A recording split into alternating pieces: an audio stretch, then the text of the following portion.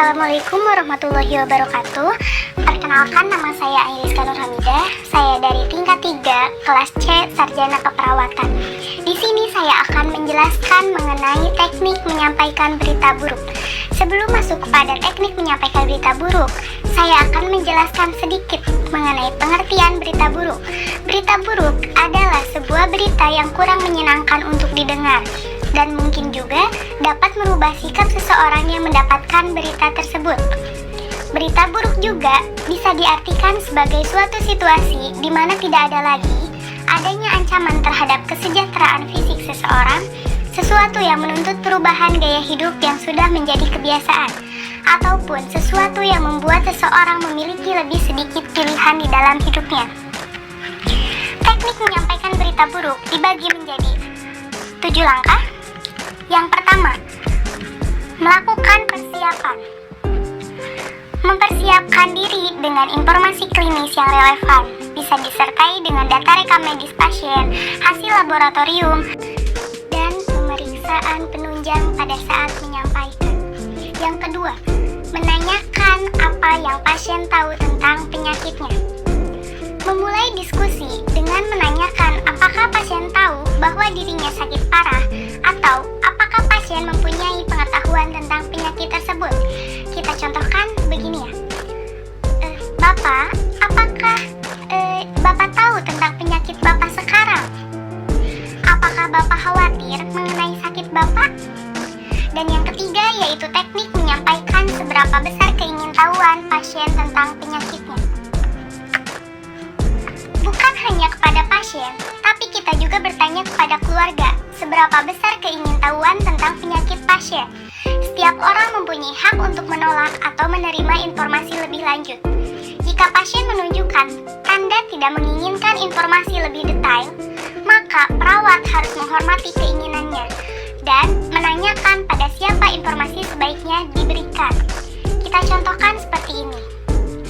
Jika kondisi ini mengarah pada suatu hal serius, apakah Bapak ingin mengetahui lebih lanjut penyakit yang Bapak alami saat ini?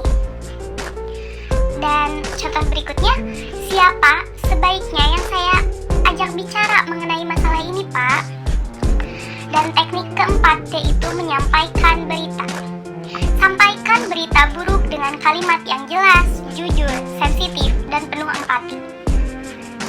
Hindari menyampaikan seluruh informasi dalam suatu kesempatan. Sampaikan informasi, kemudian berikan jeda. Gunakan kata-kata sederhana yang mudah dipahami. Hindari kata-kata medis atau kedokteran karena itu akan memusingkan pasien dan keluarga. Lebih baik gunakan kata yang jelas seperti meninggal atau kanker. Jangan meminimalkan keparahan penyakit. Sering-sering memberikan jeda setelah penyampaian satu kalimat. Cek apakah pasien dapat memahami apa yang disampaikan. Gunakan sikap dan bahasa tubuh yang sesuai diskusi. Hindari kalimat "saya minta maaf" atau "maafkan saya Pak, Bu", karena kalimat tersebut dapat diinterpretasikan bahwa perawat bertanggung jawab atas apa yang terjadi, atau bahwa semua ini karena kesalahan perawat. Lebih baik gunakan kalimat "maafkan saya harus menyampaikan pada Anda mengenai hal ini". Bisa dicontohkan seperti ini. Bapak, hasil pemeriksaan laboratorium yang ada tidak sesuai dengan apa yang kita harapkan. Hasil ini menunjukkan bahwa Bapak sekarang mengidap kanker stadium awal. Dan selanjutnya, teknik yang kelima yaitu memberikan respon terhadap perasaan pasien. Setelah berita buruk disampaikan, beri waktu pasien dan keluarga untuk bereaksi. Siapkan diri dalam menghadapi beragam reaksi. Dengarkan dengan tenang dan perhatian penuh. Pahami emosi pasien dan ajak pasien untuk menceritakan perasaannya. Dan yang keenam yaitu merencanakan tindak lanjut. Rencana tindak lanjut akan meyakinkan pasien dan keluarga bahwa perawat tidak meninggalkan atau mengabaikan mereka, dan perawat akan terlibat aktif dalam rencana yang akan dijalankan. Katakan mereka dapat menghubungi perawat atau rumah sakit jika ada pertanyaan lebih lanjut. Tentukan waktu untuk pertemuan berikutnya. Perawat pun harus memastikan bahwa pasien akan aman dan selamat sampai pulang. Dan yang terakhir, mengkomunikasikan prognosis. Pasien sering menanyakan mengenai prognosis penyakitnya, tentang bagaimana perjalanan penyakit mereka ke depannya.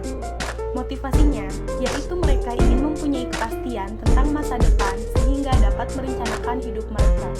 Atau pasien merasa ketakutan dan berharap bahwa perawat akan mengatakan penyakitnya itu tidak serius. Perawat juga harus mempertimbangkan dampak pemberian informasi prognosis.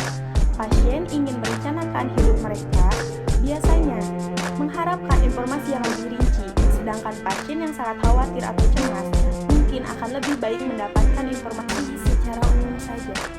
Baik, demikian penjelasan yang bisa saya sampaikan. Mohon maaf bila masih banyak kekurangan. Wassalamualaikum warahmatullahi wabarakatuh.